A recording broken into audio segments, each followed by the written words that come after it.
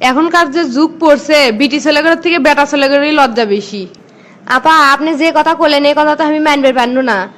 পুরুষে করে আবার লজ্জা কোনটি, ওরা তো বেশরম বেলাজ। ঠিক আছে, এই কথাটা আমি প্রমাণ দিচ্ছি। তার আগে কোন আপনি কি করেন? আমি একটা প্রাইমারি স্কুলের ম্যাডাম, শিক্ষকতা করি।